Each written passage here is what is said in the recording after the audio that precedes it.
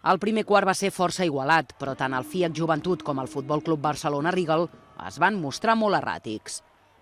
I el desencert general va propiciar un marcador molt curt al final dels primers 10 minuts, 11-13.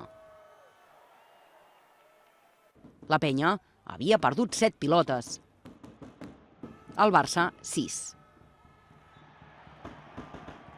En el segon període, els blaugranes es van començar a sentir còmodes i amb 3 triples consecutius van obrir una escletxa important en el marcador.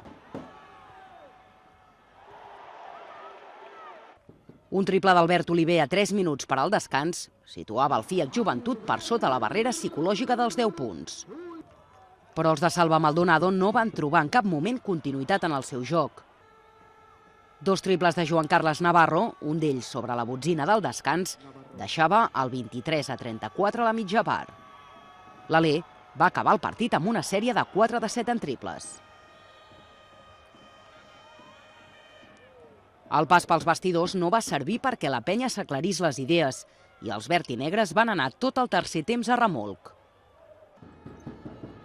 El Barça duia la iniciativa i el Joventut responia gràcies als punts de Fede Van Laque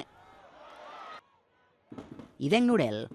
El pivot holandès va ser el millor dels seus, amb 12 punts i 7 rebots. Va ser així com la renda es va mantenir entorn als 10 punts. Però aviat es van acabar les respostes.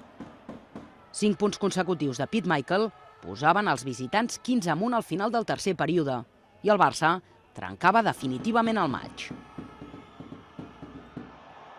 Xavi Rabaseda es va erigir com a protagonista en el darrer quart, amb triples o corrent al contracop. Rabaseda va disposar de l'únic tir lliure del conjunt blaugrana en tot el partit i va signar la seva millor actuació de la temporada per anotar 14 punts amb 100% d'efectivitat.